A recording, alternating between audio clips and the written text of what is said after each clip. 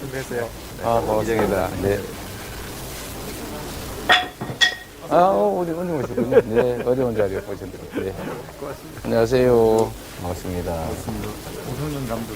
그러시군요. 마당을 반갑습니다. 애니메이션 감독. 그렇군요. 네, 고맙습니다. 안녕하세요.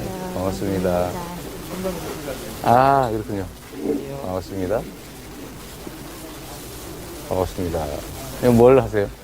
마술합니다. 마술. 기회 되면 한번 봐야 되겠는데. 자, 진행을 어떻게 하게 됐어요? 공약 발표 먼저 시작할게요. 공약 파트 먼저.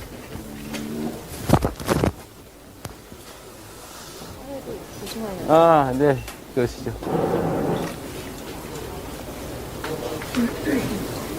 네, 여러분.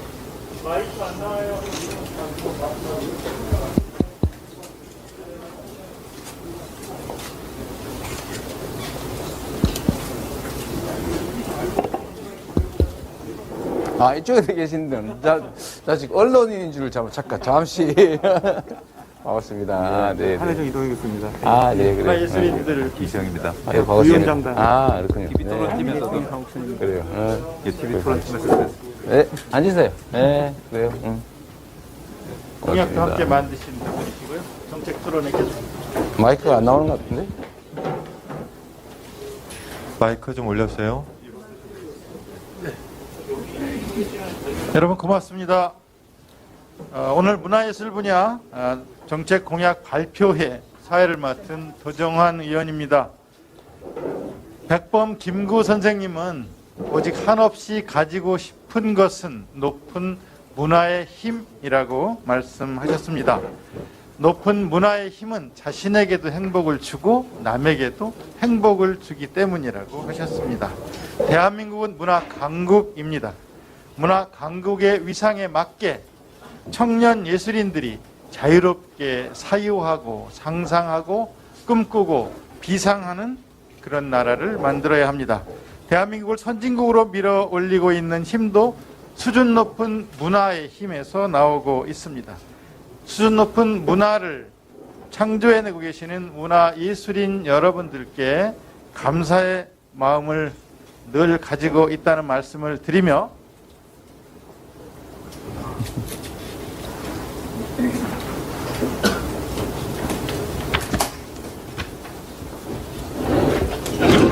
대한민국을 문화 콘텐츠 세계 2강으로 도약시킬 문화예술 공약을 준비했다는 말씀을 올리겠습니다.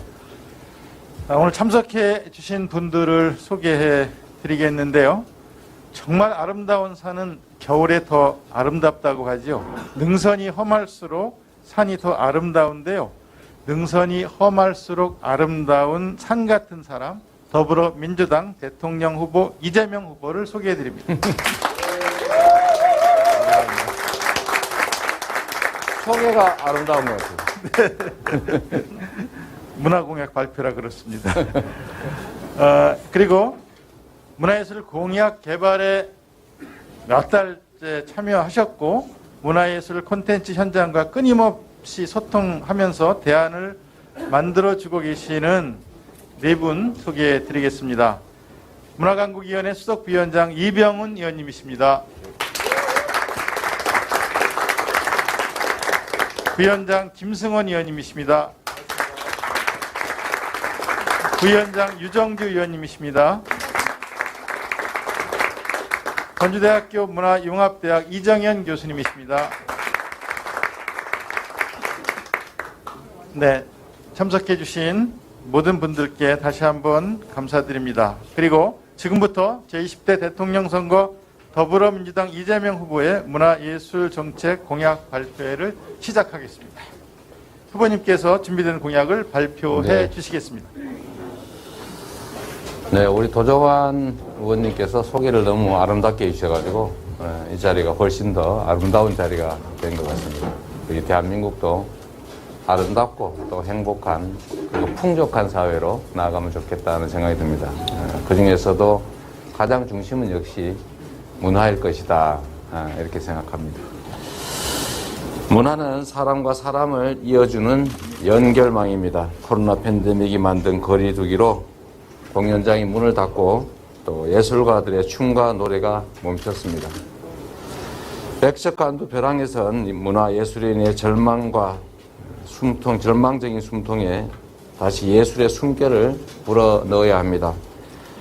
예총, 민예총을 비롯한 문화예술인과 소통하고 마음을 모아서 조명이 꺼진 무대를 다시 노래하고 춤추는 희망 한마당으로 불 밝히겠습니다.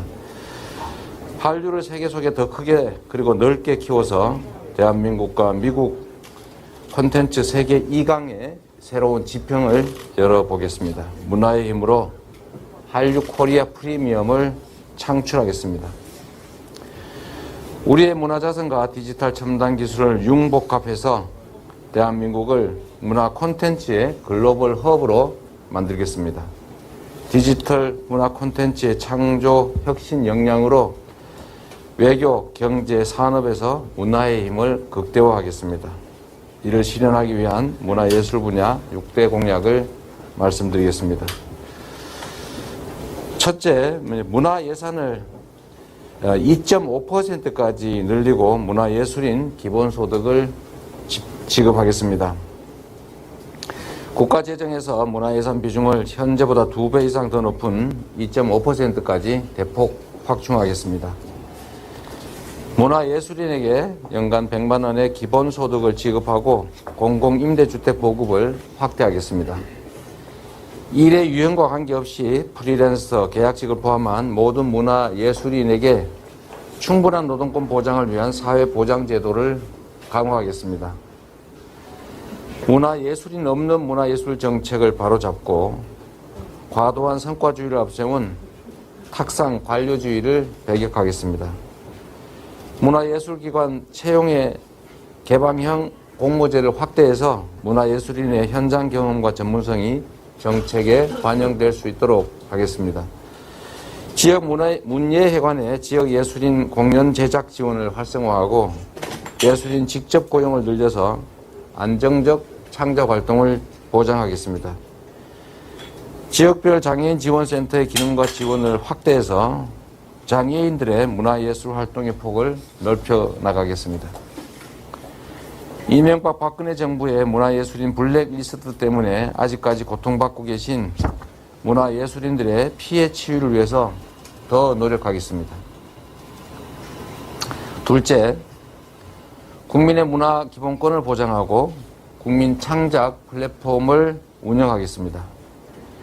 국민의 문화 기본권을 보장해서 누구나 풍요로운 문화와 예술을 누릴 수 있게 하겠습니다. 통합 문화 이용권 지원을 생애 주기별로 확대하겠습니다. 원하는 국민 누구나 집 가까운 곳에서 1인 1예술 교육을 받을 수 있게 하겠습니다. 전국의 기초단위 지방정부의 작은 미술관과 작은 영화관을 하나 이상 건립하고 운영을 지원하겠습니다. 도서관과 작은 도서관을 지역별로 균형 있게 확충하겠습니다. 각 지역 도서관을 복합 문화 공간으로 기능을 확대 강화해서 지역 문화예술 활동의 거점 공간으로 만들겠습니다. 자료 구입비와 주민 참여 도서 선정을 늘리고 사서 인력도 확대해서 도서관의 내실을 다지겠습니다. 민간이 운영하는 작은 도서관에는 도서 구입과 프로그램 운영을 지원하는 정책을 마련해서 공적 역할을 강화하겠습니다. 국민 창작 플랫폼을 운영하겠습니다. 국민 누구나 자신이 생산한 문화 콘텐츠를 보존하고 활용해서 유통할 수 있는 시스템을 마련할 것입니다.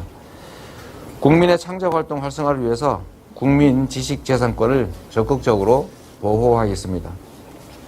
각종 게임이 국민의 보편적 문화생활로 자리 잡을 수 있게 이용자의 편리와 권익 증진을 위해서 더욱 노력하겠습니다. 세 번째, 지역의 문화자치를 강화하고 문화마을을 조성하겠습니다. 지역별 특색과 문화적 차이를 존중하고 다양성을 살려서 지역 주민이 주도하는 특화된 문화정책을 실현하겠습니다. 기초지방정부와 지역 주민 간의 문화협치를 강화하겠습니다. 법정 문화도시 지정을 확대하고 다양한 문화 자원을 발굴해서 각 지역을 대표하는 문화 브랜드로 육성하겠습니다. 전국에 있는 3,501개에 이르는 읍면동마다 문화마을을 조성하는 3501 문화마을 사업을 추진하겠습니다. 농산 어촌부터 시범 사업을 시작하겠습니다. 마을의 문화예술인과 주민이 마을 재생과 문화 사업을 함께 직접 주도할 수 있도록 하겠습니다. 문화마을과 문화도시를 연결해서 마을 특성에 기반한 문화관광 콘텐츠와 프로그램이 개발될 수 있게 지원하겠습니다. 유휴시설의 창작공간 활용을 늘려서 연습과 창작, 공연과 정시, 체험과 돌봄을 활성화하고 지역 주민과 문화예술인의 연대와 상생을 강화하겠습니다. 넷째, 청년 문화예술인 1만 시간 지원 프로젝트를 실시하겠습니다. 국가가 청년 마을 예술가를 고용하겠습니다. 청년의 꿈이 커야 대한민국의 미래도 커집니다. 미래 청년 세대의 의견과 요청을 적극 수용하겠습니다. 청년의 문화정책 수립 권한을 대폭 확대하고 청년 예술가들의 도전 정신과 창의적 아이디어가 문화예술 창작 현장의 정책에 적극 반영되게 하겠습니다. 청년 문화예술의 성장을 위한 1만 시간 지원 프로젝트 시범 사업을 실시하겠습니다. 전문가가 되려면 10,000시간의 투자가 필요하다고 합니다. 청년 문화예술인들에게 5년간 창작에 전념할 수 있는 여건을 지원해서 스스로 창작의 경로를 찾을 수 있게 하겠습니다. 단계별 창작 활동 비용, 문화기관 이용권, 예술인 멘토 지원, 사업화 컨설팅과 같은 분야별 맞춤형 서비스를 제공하겠습니다. 국가가 청년을 마을 예술가로 채용하겠습니다. 청년의 패기와 창의력 넘치는 문화예술 활동을 동력으로 소멸위기 지역을 사람이 모이는 활기찬 곳으로 바꿀 것입니다. 다섯 번째, 대통령이 직접 나서서 문화 외교를 강화하고 코리아 프리미엄을 창출하겠습니다. 지난 3년 동안 한류는 세계 속의 문화 강물을 만들었습니다. 터진 한류의 물꼬에 K 문화 강국의 배를 띄울 수 있게 됐습니다. 아시아, 아프리카, 중남미를 잇는 신남방, 그리고 러시아, 몽골, 중앙아시아를 관통하는 신북방의 한류 프로젝트를 가동하겠습니다. 신남방, 신북방 루트에서 각국의 문화와 한류를 연결하는 문화 정상회의를 개최하겠습니다. 한류 페스티벌과 K 컨텐츠 마켓을 열어 영내 국가들과 문화 교류 협력의 장을 강화하겠습니다. 높은 문화의 힘으로 한류 프리미엄을 창출하고 K 브랜드의 가치를 높여서 세계 속 한국의 위상을 드높이겠습니다. 해외 문화 홍보원이 한류 컨트롤 타워 역할을 할 수 있도록 그 기능을 더욱 확대 강화하겠습니다. 한류 콘텐츠의 번역과 글로벌 확산을 위해서 외국인 번역 전문가를 양성하는 번역대학원 대학교를 운영하겠습니다. 세계인이 우리의 문화유산과 K컬처를 경험할 수 있도록 코리아 콘텐츠 메타버스 플랫폼을 구축하겠습니다. 문화예술, 문화재, 관광과 연계한 관련 기관과 기업을 입점시켜서 한류를 확산시키도록 하겠습니다. 여섯 번째, 투자와 일자리 창출을 대폭 확대해서 문화 콘텐츠 세계 2강으로 우뚝 서겠습니다. 세계 최고 수준의 K 콘텐츠 밸리를 조성하고 미국과 견주는 글로벌 문화 콘텐츠 세계 2강으로 도약하겠습니다. 문학, 미술, 음악, 출판, 광고, 영화, 드라마, 방송, 그리고 게임, 애니메이션, 웹툰, 캐릭터 같은 콘텐츠 산업 육성에 투자, 융자, 보증의 방식으로 지원하겠습니다. 공공과 민간의 투자와 융자, 보증을 5년간 최소 50조 원 이상 규모로 확대하겠습니다. 우리의 다양한 문화자산을 AI, 5G, XR, 사물인터넷, 빅데이터, 메타버스와 같은 첨단 과학기술과 융복합한 K 컨텐츠 밸리를 문화강국 전진기지로 만들겠습니다. 문화 일자리 창출 50만 개를 목표로 문화산업을 강력하게 육성하겠습니다. 공공기반의 컨텐츠 투자회사를 설립하겠습니다. 5년 동안 200개 중소 컨텐츠 기업의 지분 투자 그리고 프로젝트 투자를 단행하고 유니콘 문화기업이 10개 이상 나올 수 있게 하겠습니다. 투용자 방식의 영화 제작 지원을 확대하고 세계 최고 수준인 애니메이션 인력이 창작에 몰입할 수 있도록 애니메이션 투자 펀드도 만들겠습니다. 웹툰 고유의 식별체계 도입으로 국제 표준을 선도하고 세계 1위인 한국 웹툰의 산업 경쟁력을 강화하겠습니다. 문화예술 분야의 공정한 생태계를 조성하고 가불관계 차별과 대기업의 독과점 폐해를 시정하겠습니다. 국내외 콘텐츠 저작권 침해와 불법 서비스 근절을 위해서 전담 기구와 인력을 확충하겠습니다. 존경하는 국민 여러분, 그리고 사랑하는 문화예술인 여러분, 그 어느 때보다 우리 문화에 대한 자부심과 문화 강국으로의 자신감이 가득한 대한민국입니다. 한류의 물결이 지구촌을 휩싸고 있습니다. BTS의 한복과 탈춤, 조선 힙합 이날치 밴드의 판소리, 이런 것들이 세계인들을 춤추게 하고 있습니다. 우리가 만든 문화, 우리가 누려야 합니다. 우리의 문화적 자긍심과 자부심이 국민의 삶 속에서 나를 위한 행복으로 재현되어야 합니다. 이재명 정부는 문화의 풍요로움을 국민들께 돌려드리겠습니다. 국민 누구나 어디에서나 모두의 마음을 모아서 일상 속 문화예술을 마음껏 누리실 수 있도록 하겠습니다. 문화예술과 문화산업의 디지털 콘텐츠 대전환으로 김구 선생이 꿈꾸셨던 문화강국 대한민국을 만들어 가겠습니다. 문화예산 2.5%, 문화 콘텐츠 세계 2강, 문화예술인과 함께 이재명이 하겠습니다. 고맙습니다.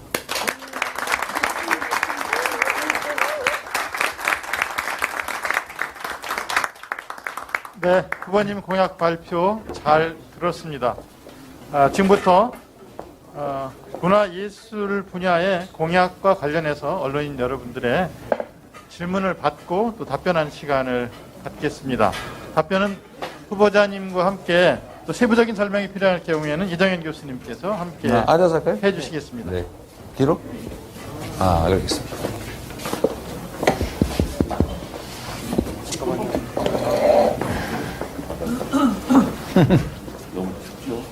괜찮은데요? 네, 기자님도 질문 받겠습니다. 앉으시죠. 네, 저 뒤에 두 번째 줄에 손 드시는 분. 네. 네, 저 마이크 좀 연합뉴스 TV의 박초롱 기자라고 합니다. 후보님께서는 앞서 그 농어민과 문화예술인에 대한 기본소득 그 지급 정책을 밝히셨었는데요. 보면 네. 오늘 공약에도 문화예술인에 대한 기본소득 100만 원 정책이 들어가 있어서 네. 혹시 조금 더 자세한 예를 들어서 단계적인지 아니면은 한꺼번에 100만 원이 바로 100만 원 지급이 바로 도입될 수 있는지 계획을 좀 더 자세히 말씀해 주시면 좋겠습니다. 네. 저희가 이제 공약이라고 하면 이제 임기 내에 시행하겠다라고 해야지 즉시 하는 것은 사실은 올해는 당연히 불가능하고 또 내년도 준비가 좀 필요하기 때문에 즉시 시행한다고 하는 것은 아니고 임기 내에 하겠다 그런 말씀이라고 이해해 주면 좋겠습니다.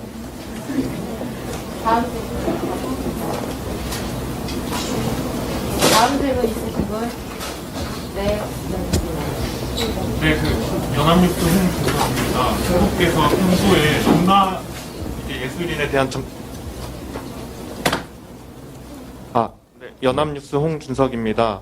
이제 후보께서 평소에 문화예술계에 대해서 지원하되 간섭하지 않는다는 입장을 밝혀오셨지만 이제 정부의 지원이 늘어나면 늘어날수록 문화예술인의 정부에 대한 의존 그리고 정부의 문화예술인에 대한 간섭의 그런 인센티브가 커질 수 있다고 봅니다. 그래서 이런 그 공약 발표문에서도 말씀해 주셨던 정부의 문화예술인에 대한 화이트리스트 또는 블랙리스트를 이제 방지하기 위한 그런 방법으로는 어떤 걸 생각하고 계신지 궁금합니다.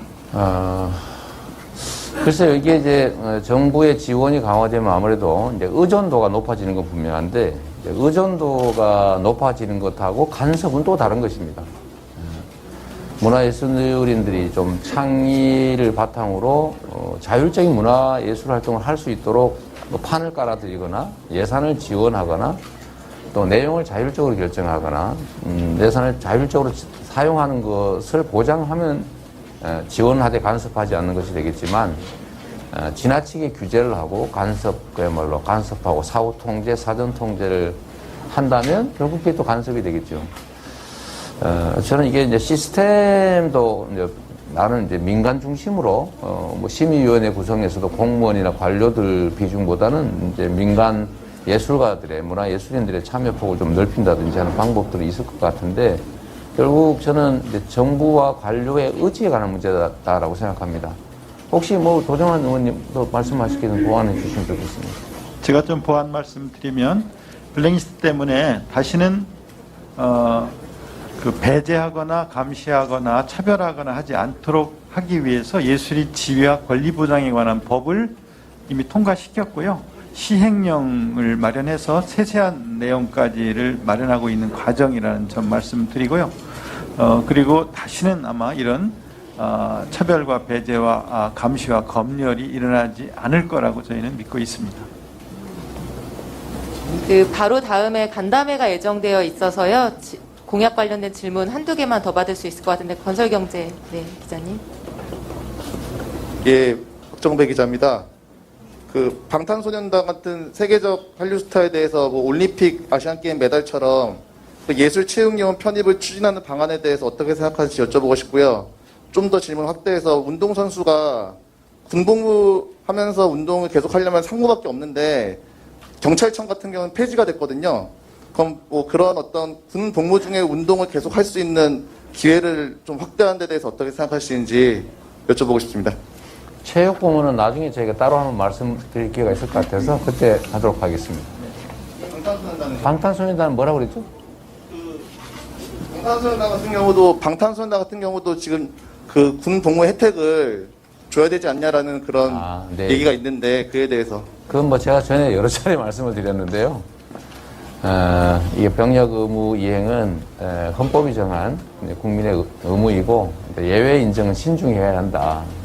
그리고 국가에 또 기여하는 측면도 없지는 않지만 이런 방식으로 계속 확대하면 한계를 짓기가 매우 어렵기 때문에 신중할 필요가 있고 특히 제가 알기로는 BTS는 본인들이 굳이 그 면제해달라고 하지도 않는데 이 정치권이 나서가지고 자꾸 면제하자고 하니까 오히려 아미라고 하는 그 팬클럽에서 왜 자꾸 면제해달라고 그러지 않는데 정치권이 자꾸 그러냐 이런 주장까지 했더라고요. 그런 점들을 좀 감안하면 이런 면제 논쟁 자체가 그분들의 명예를 손상하는 것 같다. 그런 생각이 듭니다. 마지막 정책 질문 받고 간담회 시작하겠습니다. 네, 기자님. 마이크 사용. 안녕하세요. 머니투데이 김지영 기자입니다. 현재도 그 예술인에 대한 사회보장제도 강화 이야기해 주셨는데 현재도 표준근로계약서를 기준으로 국민연금이나 고용보험 등을 보장하는 제도가 진행되고 있는데 이 대상 범위를 확대한다는 건지 아니면 50% 이상의 그 지원 내용을 확대한다는 것인지 이런 것들 조금 더 자세히 말씀 좀 부탁드립니다.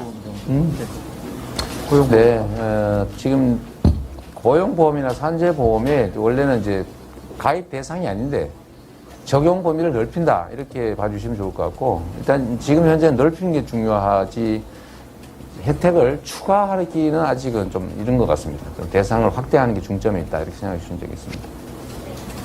네, 이제 간담회 시작하겠습니다. 자리 정돈에 협조해 주시면 감사하겠습니다.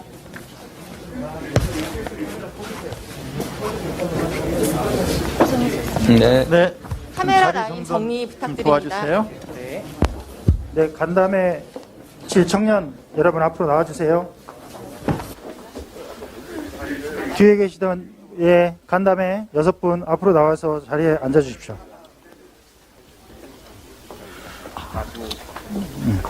가지고 있어.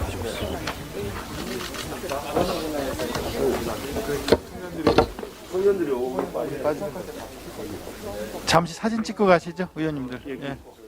자리 정돈하는 사이에. 네. 자리 정돈하는 사이에 사진 얼른 같이 좀 찍고. 혁진 저쪽에 네 부위원장님들도 나오셔서 사진 좀 같이 찍으세요. 부위원장님들 나오셔서 일단 사진 찍고. 네. 카메라 정면에 있습니다.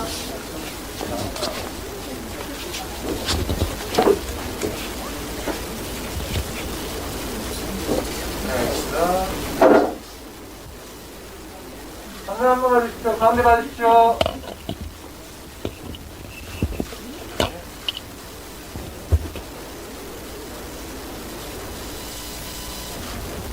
자, 문화예술인 하면 화이트 한 번만 하겠습니다. 문화예술인! 화이팅! 감사합니다. 박수 한번 부탁드리겠습니다.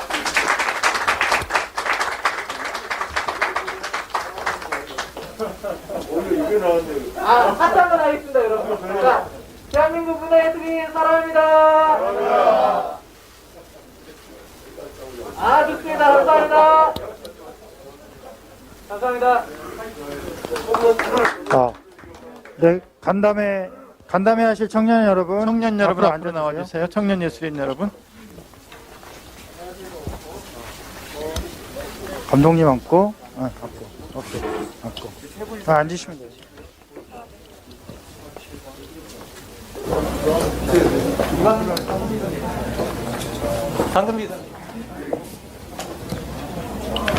네, 자리를 정돈해 주시기 바라고요.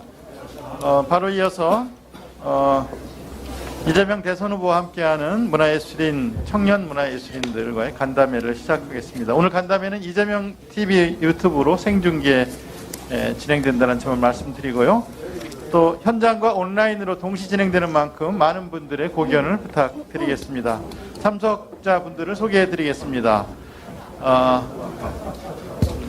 능선이 험할수록 산은 더 아름답다고 하는데 험한 능선처럼 자라오셨지만 아름다운 분 이재명 대통령 후보님 소개해 드립니다. 네, 감사합니다.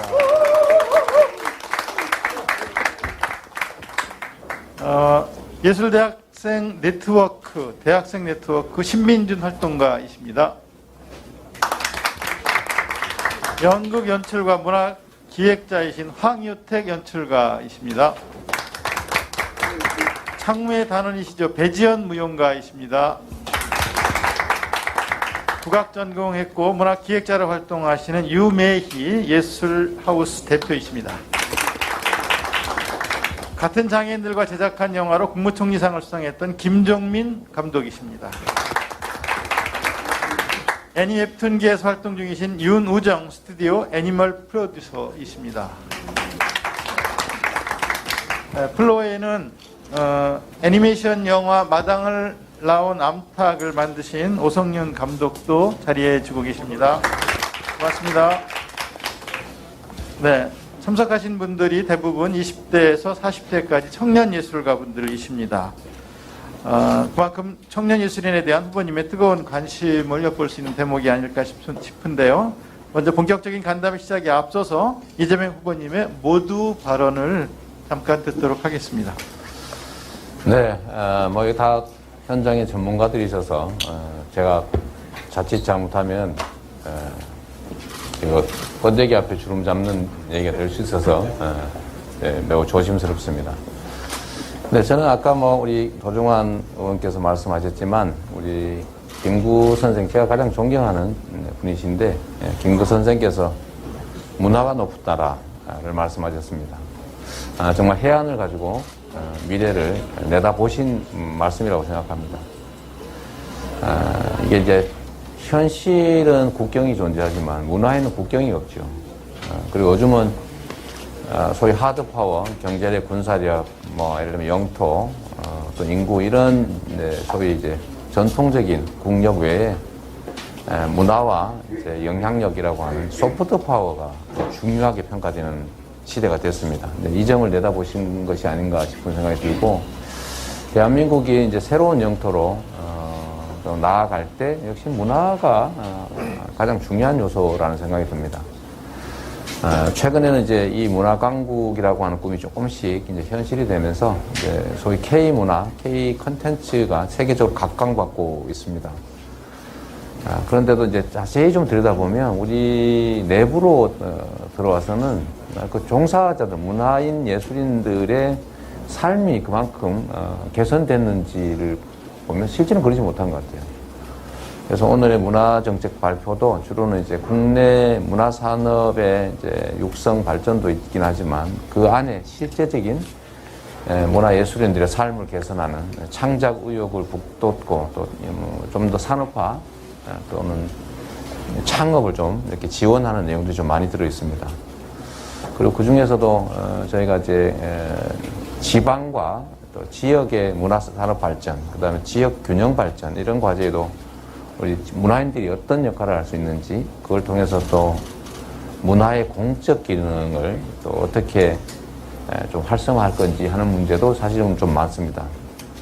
저희가 이제 문화정책, 각 분야의 이제 정책들을 많이 내는데 사실 문화정책 얘기하면 이게 약간 좀 손에 안 잡히는 그런 측면들이 있어요. 이거 뭐 어떻게 좀 구체적으로 표현할까? 근데 결국은 이제 아까 말씀하셨지만 지원이 중요하겠다. 그래서 지금 과거보다는 이제 문화예술 분야 예산을 대폭 늘리는 게 확실한 징표가 되겠다. 문화정책에 대한 우리의 의지를 보이는 확실한 징표가 되겠다는 생각을 했습니다. 아까 문화예술인 기본소득도 제가 아주 오래전부터 말씀을 드렸는데 제가 이제 기본소득과 관련해서 부분적인 기본소득은 이제 농어촌도 우리 매우 공적 기능을 하는데 사회적으로 우리가 지원하기보다는 부담만 안긴 영역입니다. 그래서 그런 부분. 또 문화예술인 영역은 이게 개인들의 이제 자아 실현도 있지만 사실은 사회적 공적 기능을 매우 크게 하는 영역이죠. 그래서 문화예술의 공적 기능을 우리가 충분히 예우 보상하지 않았다. 앞으로는 그 부분에 조금의 관심이 있어야 되겠다는 생각이었고요. 혹시 일부 언론이나 또 일부 국민들께서 걱정하시는 것처럼 이제 문화예술인 기본소득은 대상이 아주 협소하기 때문에 예산 부담은 거의 크지 않습니다. 물론 이제 문화예술인들이 좀 더 많이 늘어날 수 있겠지만 거기는 적절히 맞추면 될 것 같고요. 하여튼 오늘 문화예술 정책과 관련해서 우리 현장에서 실제 문화예술 활동을 하시는 분들의 의견도 많이 듣고 저희가 추가적으로 필요한 것들도 만들어서 새로운 정책으로 집행할 기회가 있으면 좋겠다는 생각을 합니다. 여러분들 만나서 반갑고요. 좋은 의견 많이 주시기 바랍니다. 고맙습니다.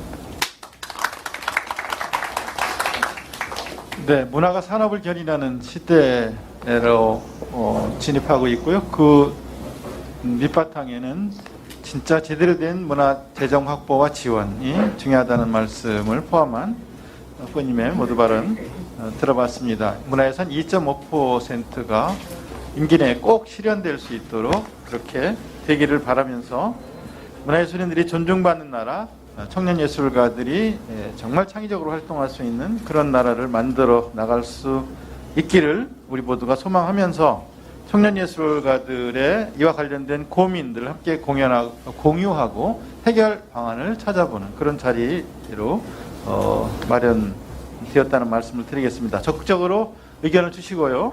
또 창의적이고 반짝이는 그런 아이디어도 함께 말씀해 주시면 참 좋겠다는 생각을 합니다. 여러분들의 말씀을 직접 들어보겠습니다. 먼저 예술대학생 네트워크 신민준 활동가이신데요. 말씀 부탁드리겠습니다. 부터였었군요. 저도 이 발언을 할 기회를 좀 소중한 기회라고 생각을 해서 좀 어떤 거를 좀 얘기해야 될지가 좀 고민을 좀 많이 해왔었는데요.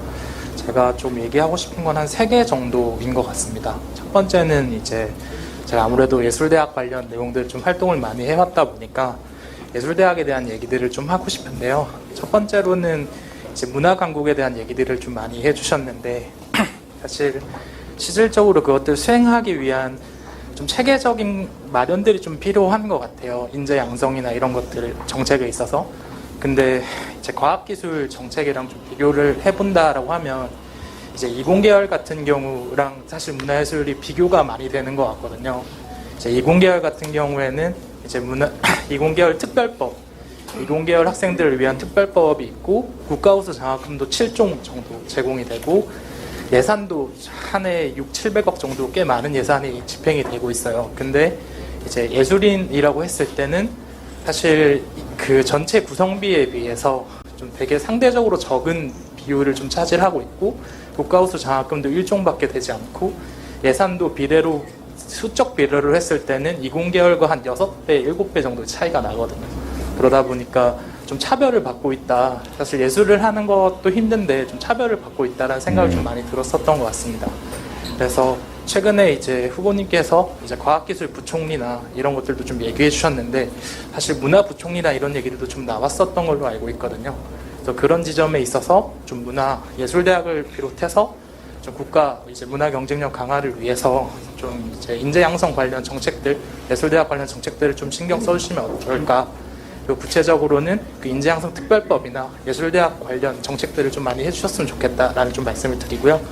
두 번째로는 이제 그 내용입니다. 이제 오늘날 청년 예술인들이 예술 활동을 노동이라고 생각하는 경우가 많은 것 같아요. 내 일이 예술 이전의 일이다라는 생각들을 좀 많이 하는데 그런 인식들이 조금 더 확산되기 위해서는 프랑스 같은 경우에는 공립직업예술센터 이런 것들이 있더라고요.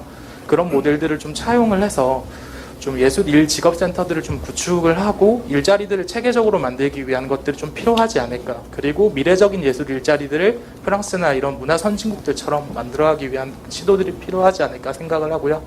마지막으로는 이제 자기결정권 강화인데 사실 청년 정책들이 이제 2010년대 후반부터 체계적으로 진행이 되면서 이제 청년정책 추진위원회 이제 청년정책 조정위원회들 통해서 문화정책들이 청년정책 영역에서도 이제 추진이 되고 있는데 실질적으로 사실 발굴이 좀 안 되고 있는 것 같아요. 그래서 청년정책 조정위원회에서도 이제 문화 이제 전문위원회 등을 통해서 좀 체계적으로 청년들을 위한 문화정책을 발굴하기 위한 정책들에 대해서 좀 신경 써주셨으면 좋겠다라는 말씀을 드립니다. 되게 떨리네요. 네, 세 가지 질문을 하셨는데요. 답변은 이따가 한꺼번에 하시죠. 뭐. 네, 네. 답변은 이따가 5분 말씀을 다 6분 말씀을 다 듣고 나서 함께 답변해 주시기로 하고요. 다음은 황유택 연출가님. 네. 네.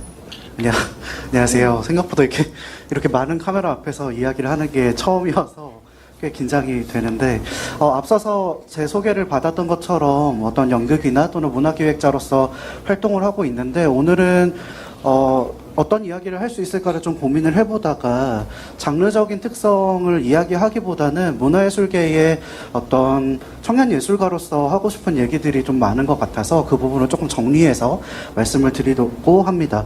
저도 한 3개 정도 준비를 했는데 먼저 첫 번째로는 청년문화예술 정책 관련해서 지금 진행하고 있는 부분에 사실은 청년예술가가 없다라는 말씀을 드리고 싶어요. 요즘에 좀 근래에 청년예술가들이 어떤 오픈테이블이나 아니면 간담회나 어떤 공론장에서 이야기할 수 있는 기회나 참여는 사실 어떤 기회는 많아진 것 같은데 사실은 그냥 의견만 게시하고 결국은 정책이나 사업들이 설계될 때 청년이 없는 거죠. 그렇다 보니까 청년은 그냥 이야기만 하고 그냥 거기서 끝나버리니까 대부분 그 이야기가 어떤 정책 설계라든지 사업으로 풀어질 때 그곳엔 청년이 없고 결국은 청년이 없다 보니까 어쨌든 그 전체적인 구조를 그분들은 바라보지를 못하고 되게 피상적인 청년에 대한 인식으로서 청년 정책들이 설계되는 부분이 가장 아쉬운 것 같아요. 그러다 보니까 전체적인 구조보다는 그냥 청년에 대한 어떤 아주 피상적인 인식들 중에서 도와줘야 한다 아니면 아직 미성숙하다라는 인식들이 굉장히 강하고 그러다 보니까 지금 청년예술가라고 하는 타이틀을 걸고 있는 정책이나 사업들이 사실은 거의 인큐베이팅이나 양성 사업에 거의 가까운 사업들이 굉장히 많습니다.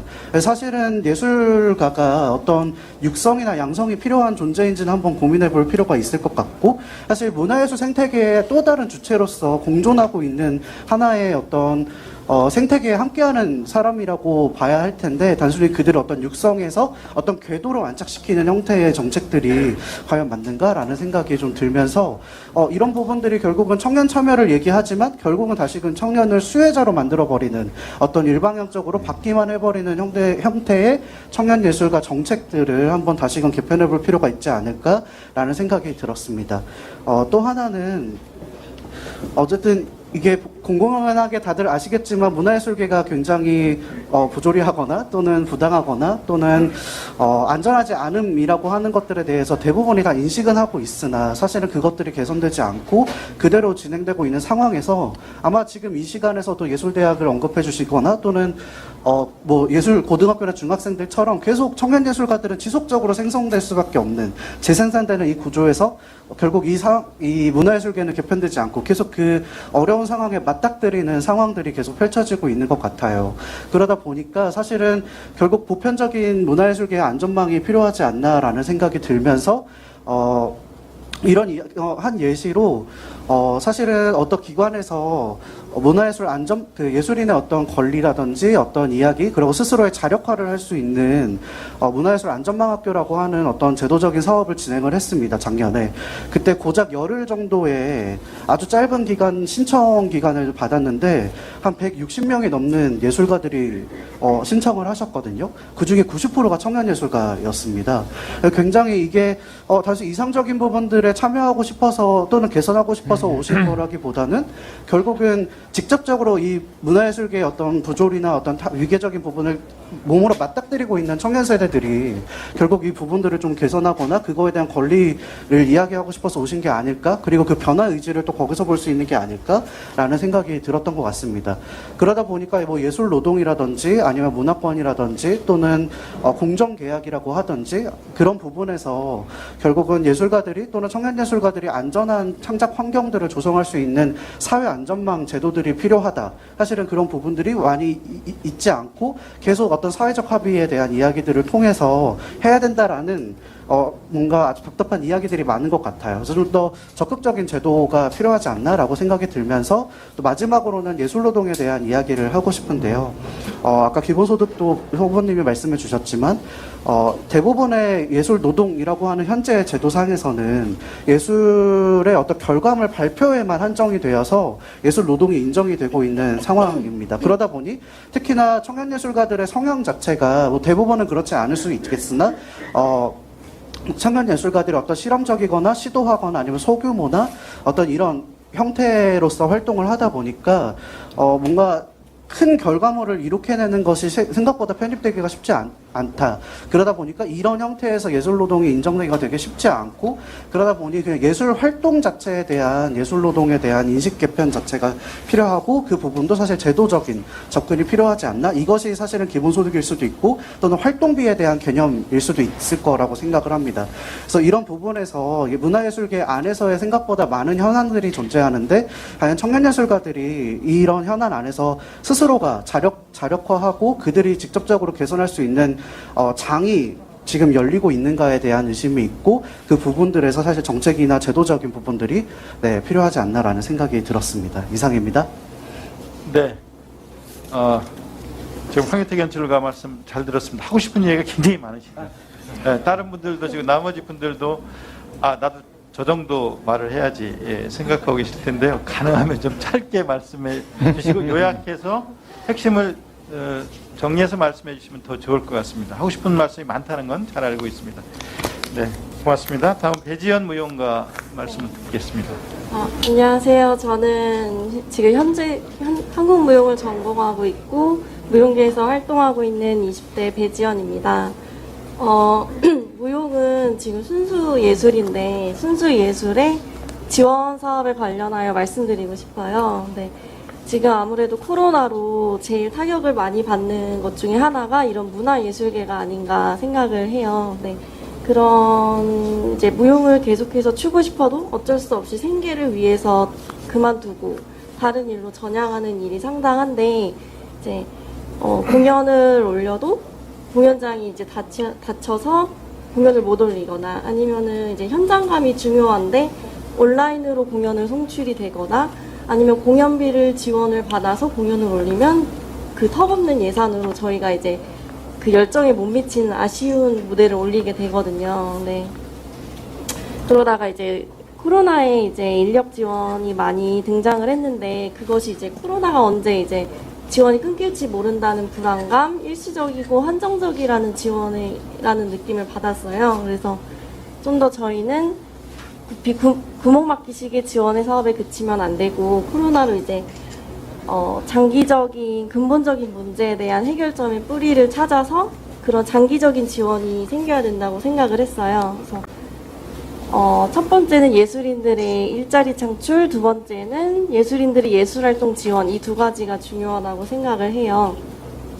그래서 이제 무용인들에게 무용에만 국한되는 것이 아니라 다양한 문화, 예술가의 협업 아니면 다른 기관들이나 기업과의 연결을 통해서 폭넓은 일자리 지원, 선택을 할 수 있게끔 기회를 제공하고 이거를 지속적인 일자리 창출이 나게끔 하는 접근이 필요하다고 생각을 했어요. 그리고 이제 예술활동은 예술인들에게 너무나 중요한 정체성이 되는 활동이거든요. 이거에 대한 예산을 아끼면 저희가 원하는 열정의 만큼 그게 안 나와서 조금 많이 아쉽거든요. 그래서 이제 후보님께서 이제 대한민국을 문화강국으로 만드시겠다고 했는데 이제 내부가 탄탄해야지 이제 그 더 수준 높은 문화가 나오고 그게 세계로 뻗어나갈 수 있는데 그것이 이루어지지 않게 되지 않을까 하는 걱정이 생깁니다. 그래서 저희의 순수한 열정이 꺾이지 않게 전폭적인 지지를 부탁드립니다. 감사합니다. 네. 말씀 잘 들었습니다. 유메이 대표님 마이크 좀 주시고요. 네. 네, 안녕하세요. 저는 국악을 전공했고 지금 기획자로 활동하고 있는 유메입니다. 저는 7살 때부터 음악을 시작했습니다. 그래서 계속 문화예술에 속한 삶을 살아왔는데 판소리로 이제 전공을 해서 입학을 했는데 대학교를 졸업할 때 굉장히 막막하더라고요. 앞으로 어떤 활동을 하고 살아갈까 이 고민을 굉장히 하기 시작했는데 아시는 것처럼 국악계에서는 이제 무형문화재 제도가 있습니다. 그래서 선생님들 중심으로 이수자, 전수자가 되고 이 계보가 쫙 펼쳐지는 그런 형태로 되어 있다 보니까 선생님들에게 계속 관계를 이제 맺어야 되고 레슨비가 이제 계속 지급이 되는 그런 형태로 이제 가게 되는데 공연을 한번 하고 싶어도 이제 선생님께 레슨비가 따블이 되고 의상을 맞춰야 되고 티켓을 팔아야 되고 이런 현실 속에 있어요. 그러니까 공연을 하는데 돈을 버는 게 아니라 돈을 더 써야 되는 그런 상황이 이제 계속해서 반복이 되는 거죠. 그러다 보니까 언제까지 부모님한테 이제 도움을 받을 수 없으니까 어떻게 하면 좋을까 해서 극단을 들어가게 됐습니다. 그래서 극단을 들어가 보니까 공연 날짜는 정했는데 연습이 필요하잖아요. 그럼 3개월 이상 연습을 하고 공연을 해야 이제 수입이 생기는 그런 구조다 보니까 이 활동비를 벌기 위해서 또 다른 일을 해야 되는 그런 상황이 벌어지는 거예요. 그래서 이런 것들을 계속 반복하다 보니까 생계와 관련된 어떤 다른 다양한 활동을 계속해야 되는 상황들. 저는 굉장히 다양한 활동을 해봤는데 공연, 뭐 교육, 공연 제작, 그리고 단체 운영 이런 것들을 다 해봤어요. 그러다 보니까 지금 기획자 포지션까지 이제 오게 되는 그런 상황인데 제가 말씀드리고 싶은 건 지금의 대한민국은 특히 청년 예술가들이 부모님의 자금적인 도움이 없이는 지원 없이는 활동하기 힘들다. 이게 바로 현실이라는 말씀을 드리면서 그러다 보니까 이제 일자리 지원 정책들이 계속 나오고 있어요. 근데 이제 지금 다양한 부처에서 하는데 이 또 그냥 돈을 줄 수 없으니까 이제 일을 하고 있다는 증빙을 해야 되니까 CFT라는 프로그램을 쓰고 있습니다. 이게 이제 GPS가 또 연동이 돼서 그 장소에 가서 도착한 시간, 나가는 시간을 또 체크를 해야 돼요. 근데 아시다시피 저희의 활동이 공연이 어떤 날은 굉장히 길어지고 삐를 받으면 이제 밤새 공연을 이제 창작을 하게 되고 하는데 이거를 일정을 변경하게 되면 담당자에게 전날 이제 승인을 받아서 변경을 해야 되는 그런 상황인 거예요. 그러니까 이 상황이 이제 일자리를 지원해 주신 건 감사한데 예술인들의 현장감에 이게 맞느냐라는 이제 고민이 들면서 그래서 저는 이런 안정적인 건 굉장히 중요하다. 그렇지만 예술인들의 현실감이 있는 그런 지원이 필요하다는 생각을 하면서 연간 상설 공연 지원 사업에 대한 고민을 하기 시작했어요. 여기서 연간이라는 게 굉장히 중요한 건데 왜냐면 저희 예술인들이 굉장히 힘든 게 굉장히 하루살이 같은 삶을 살거든요. 오늘 공연을 했는데 다음 공연이 언제 있을지 예측하기가 굉장히 힘들어요. 그래서 이 상설 공연을 이제 지원을 하다 보면 당장에 매달 들어오진 않지만 연간에 내가 이 정도는 수입을 벌 수 있겠구나 이런 판단을 하면 굉장히 안정적으로 다른 일들을 하고 계획을 세울 수 있을 것 같거든요. 그래서 그런 제안을 한번 드려보면서 저는 정말 진심으로 저희 예술인들이 이 대한민국에서 예술 활동을 평생 할 수 있는 그런 나라가 되기를 굉장히 꿈꿉니다. 후보님이 해주실 수 있다고 생각을 합니다. 네, 이 문화예술인들을 위해서 이재명 화이팅입니다. 네, 연간 상설 공연 지원 사업이라는 제안도 해주셨습니다. 아까 후보님 1만 시간, 5년에 걸친 1만 시간 프로젝트도 관련이 있다고 생각하고요. 그 다음에 김종민 감독님, 요약해서 짧게 좀 부탁드릴게요. 예, 안녕하십니까. 예, 저는 장애예술인이고요. 네, BTS도 문제가 되는 군대 면제받은 예술인입니다. 예, 이제 뭐 장애 당사자로서 영화를 한 20년 정도 만들고 있는데요.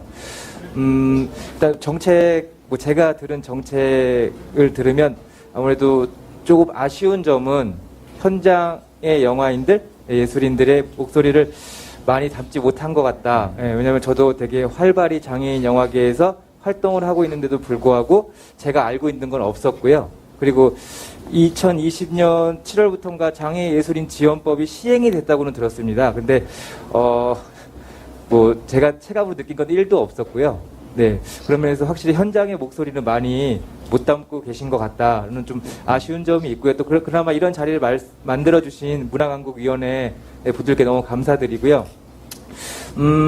여성 영화, 노동 영화, 이런 영화들이 그 여성들의 삶, 노동자들의 삶에 조금이나마 기여할 수 있었던 건 그런 영화들이 계속 만들어지고 또 그런 어떤 창작자들이 생존하고 작업을 할 수 있는 어떤 환경이 됐었다고 생각을 합니다. 네, 근데 장애인 영화는 제가 장애인 당사자라 장애인 영화밖에 말씀 못 드리겠는데 언젠가 최근에 후보님 인터뷰에서도 샤머니즘 얘기하시면서 영화를 굉장히 좋아하신다고 인터뷰를 들었습니다. 이런 영화들이 공공재일 수 있는데요. 저희 장애인 영화는 지금 후보님도 혹시 생각나시는 장편 영화가 있으신지요? 2000년대 초반에 오아시스라는 영화가 있었죠. 이창동 감독님의. 그 후에 한 17년, 19년 정도가 흐른 후에 아마 나의 특별한 형제 정도가 아마 기억이 나실 겁니다. 네. 이렇게 장애인이 주인공인 장애인들의 이야기를 만드는 영화들이 너무나 못 나오고 있는 현실은 장애인 창작자, 저 같은 영화 감독들이 창작은커녕 생존하기도 힘든 상황에 있습니다. 네, 저도 얼마 전까지 장애는 있지만 건설 현장에서 돈을 벌면서 계속 단편 영화를 찍었는데요. 처음에 그 힘들다는 충무로 상업 영화 현장에 들어가서 20년 동안 이제 버티면서 말 그대로 버틴 거죠. 버티면서 한 10편 정도의 장애인 단편 영화를 만들었는데 그 삶이 너무나 고통스러웠습니다. 네. 하지만 이런 영화들이 사회에 필요하다고 생각을 하고 또 사회 약자 또 불우한 이웃들의 도움이 될 수 있다면 좀 해야 된다는 책임감 같은 것도 있었습니다. 네, 그래서 이렇게 좀 거룩한 부담감 같은 거를 가지고 계속 만들고는 있는데요. 현실적으로 계속 제가 앞으로 이렇게 이어나갈 수 있을지 그것도 너무 좀 두렵거나 네, 좀 그런 것들이 있고요. 장애인들의 삶을 영화로 만든다는 것이 저희 제가 휠체어를 이용하는 장애인은 아니고 시각 청각 장애인은 아니지만 그들의 어떤 힘든 부분을 대변해서 쭉 만들고 있는다는 것이 좀 대한민국 사회에서 좀 자랑이 될 수 있게 네, 좀 지금은 생존조차 힘들지만 그래서 결혼까지도 생각도 못 하고 있지만 좀 이런 세상이 좋아지고 우리 후보님께서 그런 장애인 문화예술인 공약들을 잘 실천해 주신다면 저도 대한민국에 사는 것이 자랑스럽고 즐겁게 살 수 있을 것 같습니다. 네, 나를 위해 이재명이라는 어떤 홍보 문구, 캐치플레이가 있어서 좀 용기를 내고 와서 이렇게 말씀을 드립니다.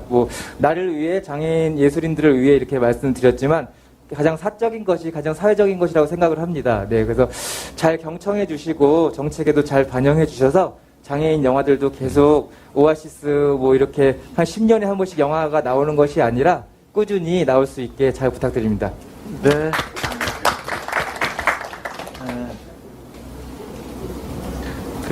아주 중요한 말씀을 많이 해주셨고요. 장애 예술인 여러분들을 응원한다는 말씀 꼭 기억해 주시기 바라고요. 계속 포기하지 않고 영화를 만들 수 있는 환경 만들어 드리는 아마 말씀 후보님께서 이따 해주실 거예요. 고맙습니다. 응원합니다. 윤우정 프로듀서 말씀 마지막으로 듣겠습니다. 네, 안녕.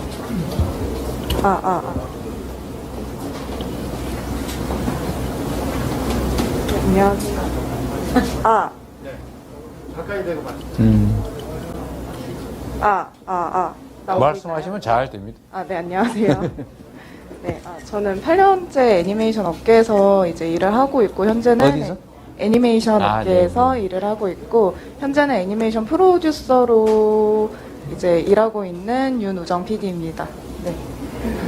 사실 제가 조금 뭔가 얘기할 거리를 좀 많이 준비를 해오긴 했는데, 이제 시간이 없다고 얘기를 하셔가지고, 바로 이제 조금 짧게 좀 말씀을 드릴게요.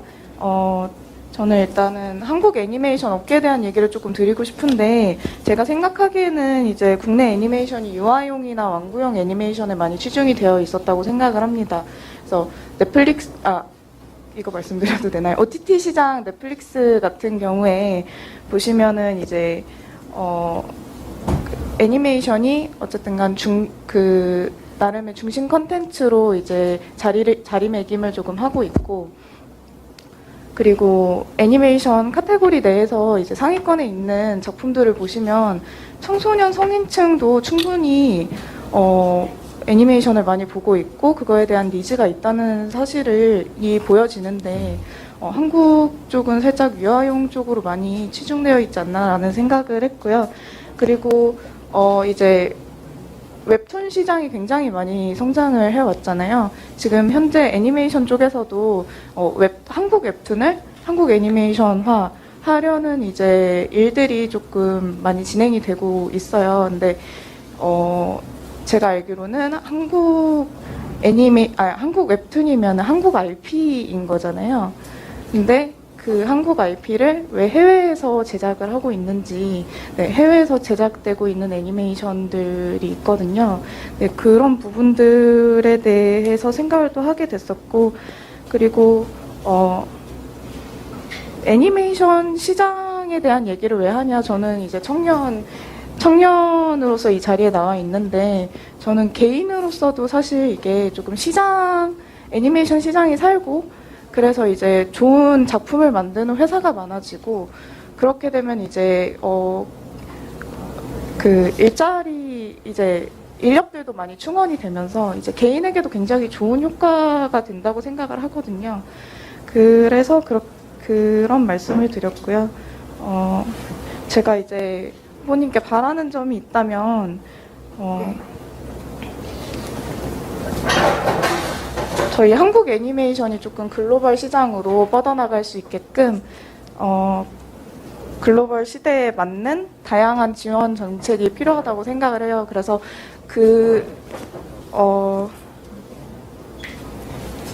그러기 위해서 이제 애니메이션 업계 사람들과 조금 지속적이고 활발한 소통을 해주셨으면 좋겠다라고 생각이 듭니다. 네.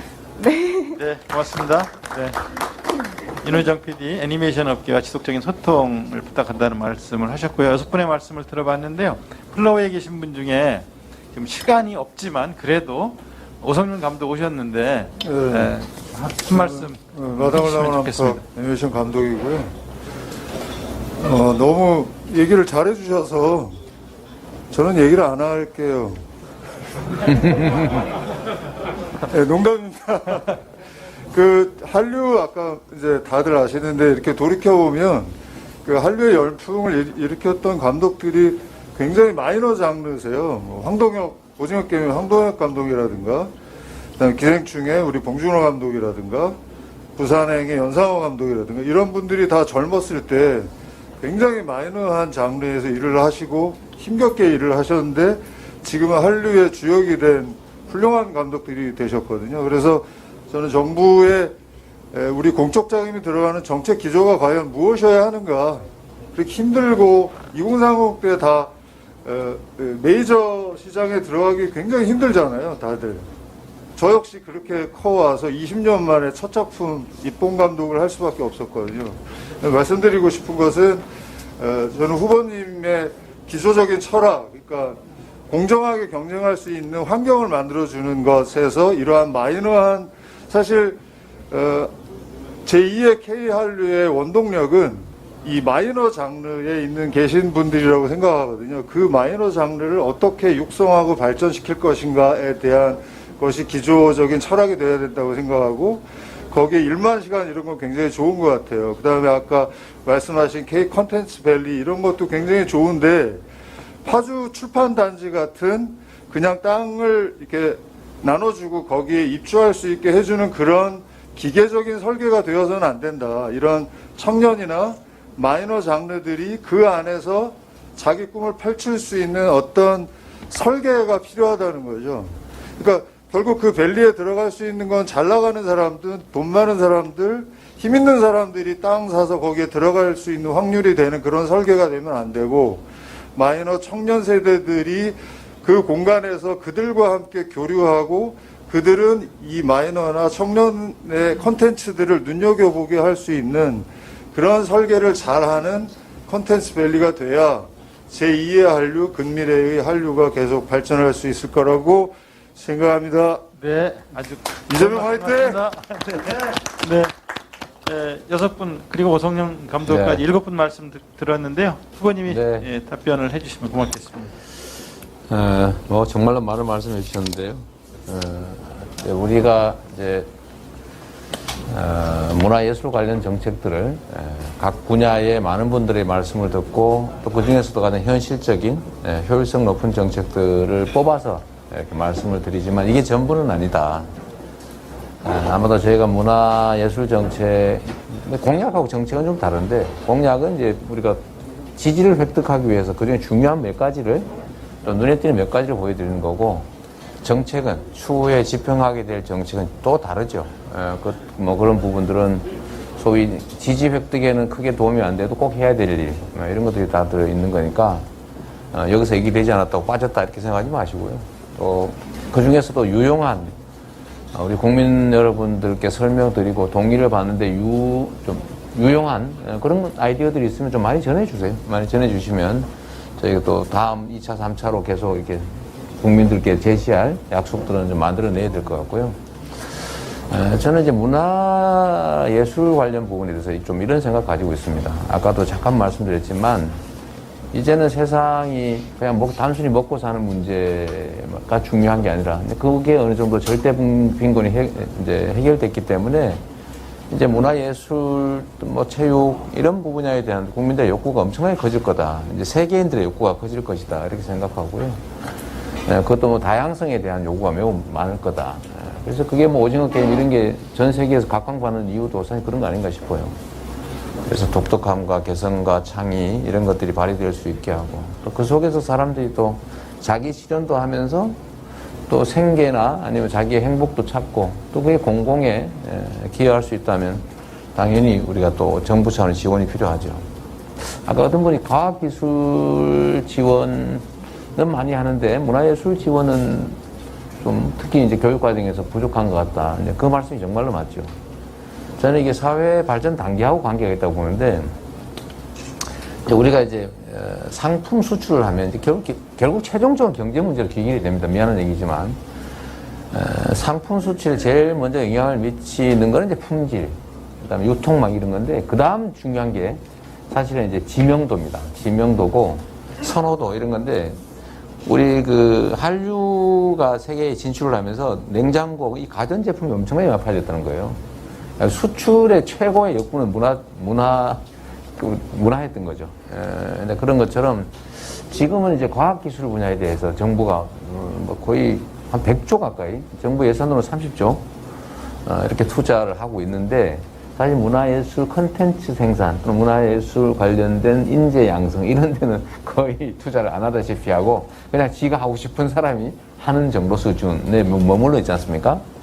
근데 저는 이제 그렇게 생각하죠. 앞으로 우리 미래는 이제 하드 파워보다 소프트 파워 중심으로 옮겨갈 수밖에 없고, 그 속에서 사람들의 노동 시간도 줄어들기 때문에 이제 여가와 놀이에 대한 수요도 점점 커질 수밖에 없고, 그러면 결국 그 공간을 문화, 예술, 체육 이런 컨텐츠들이 채울 수밖에 없다.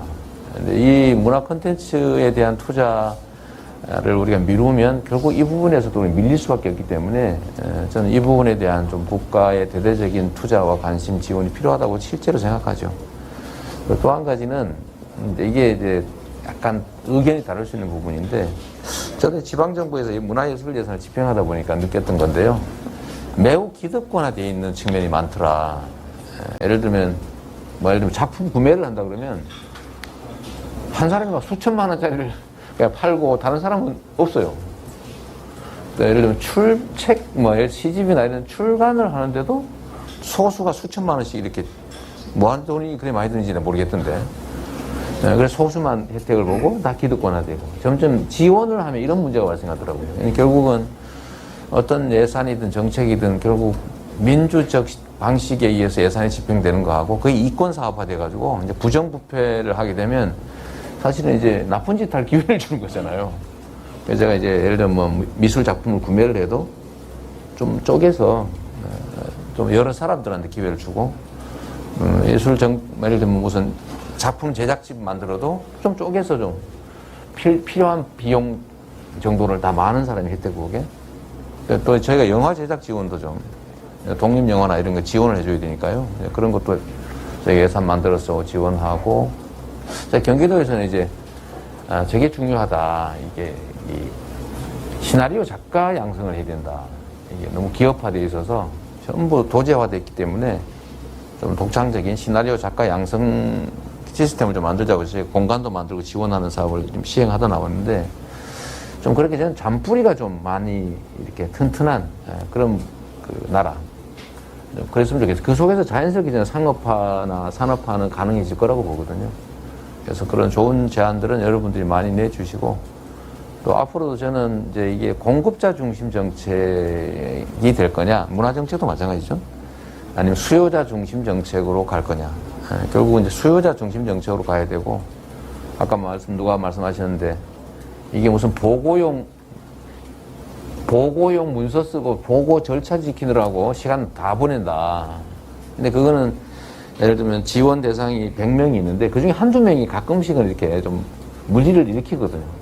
근데 그 사람들을 감시하기 위해서 98명에게 부담을 지우는 거예요.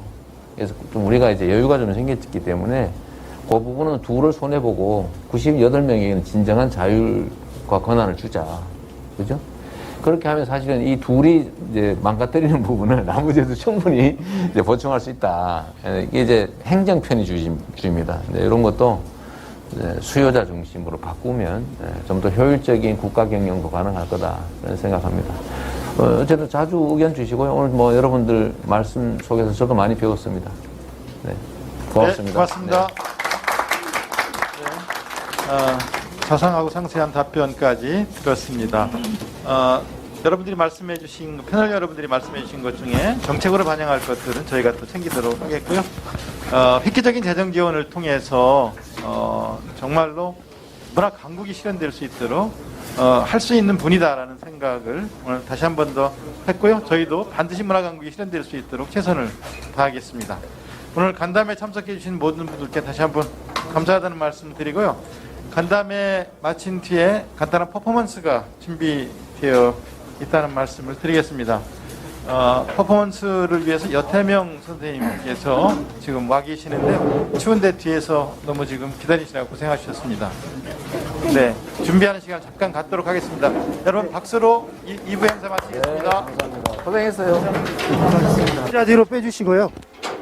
저 앉아 계신 데서 의자 뒤로 빼주시고, 의자를 뒤로 빼주시고, 아까 기자님들 잠깐만 일어나 주세요. 기자님들 잠깐만 일어나 주세요.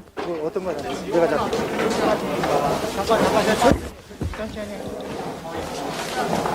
네.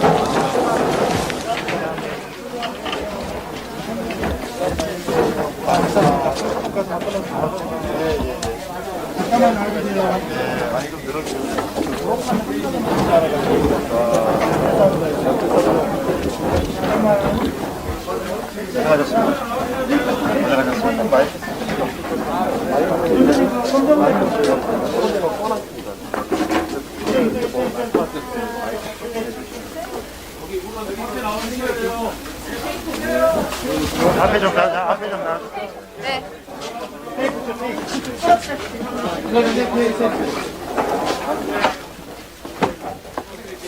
회의 가자.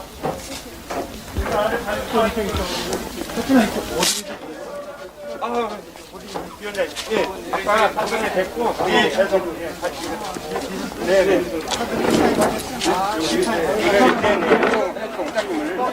옆에 좀.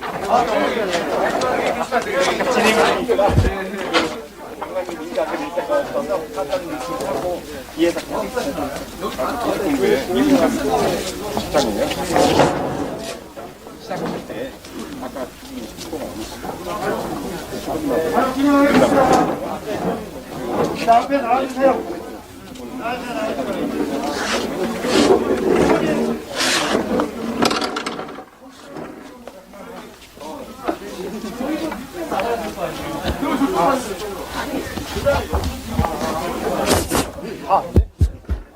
네. 자, 그러면 저기요. 저 북을 한 번만 세게 한 번만 쳐. 아, 안 되겠어.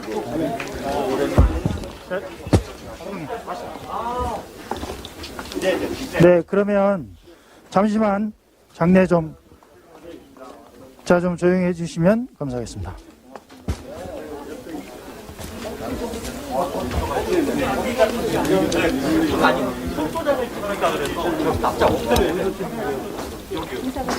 네, 행사 시작이 되니까 잠깐만 옆으로. 5번이 청년분이 여기 좀 같이.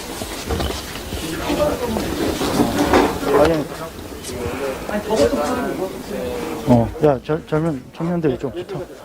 앞으로. 혹시 어디서?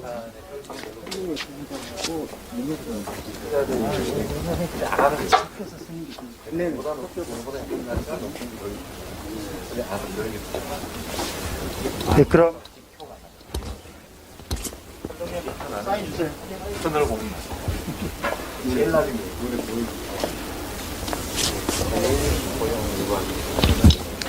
네, 지금 붓글씨를 쓰실 분이 여태명 선생님이신데요. 문화 강국의 여명을 주제로 지금 여러분들께 뭔가를 보여드리실 준비를 하고 계십니다. 시작하시겠습니다.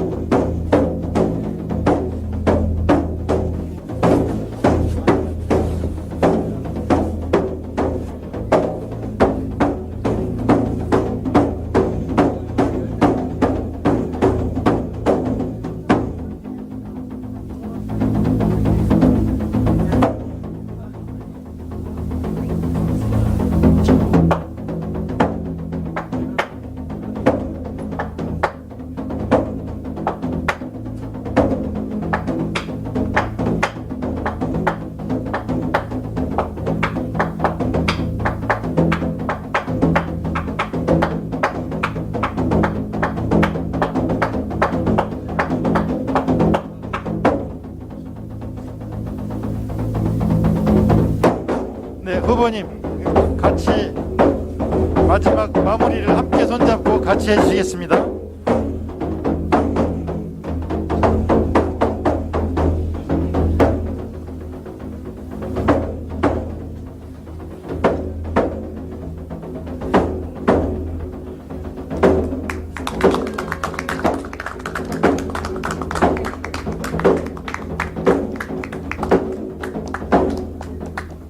그리고 백범 김구의 문화의 힘, 김대중 대통령의 철학 지원은 하되 간섭하지 않는다. 이재명 대통령 후보의 세계가 부러워하는 문화 강국을 향한 굳은 의지를 안중근 의사의 비장함과 기계를 담고자 하는 마음으로 이 자리에서 손바닥에 먹을 묻혀서 손바닥 도장을 찍으실 준비를 좀 해주시고요.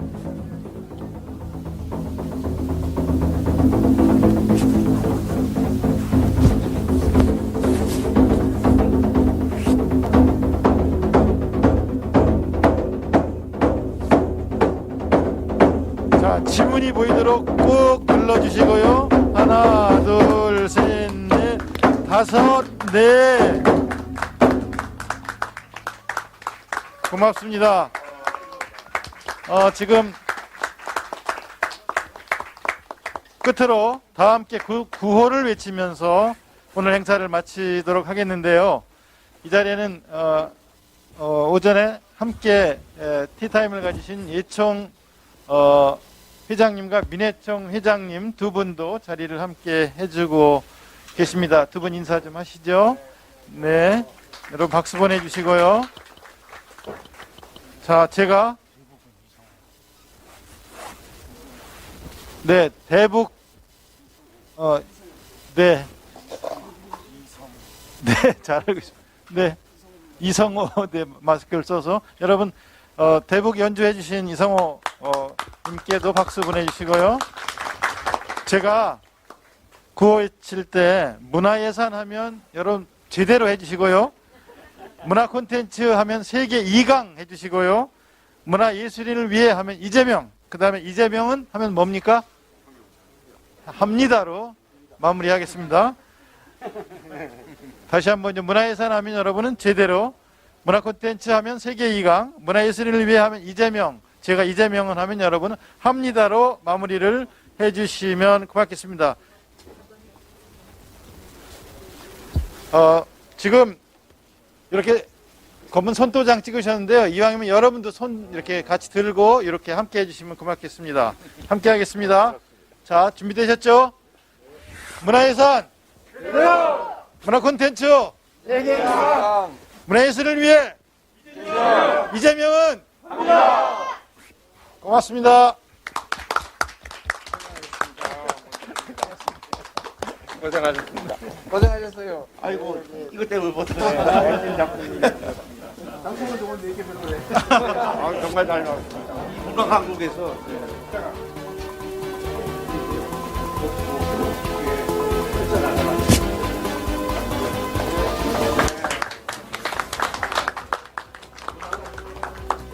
네, 여러분 고생 많으셨습니다. 고맙습니다.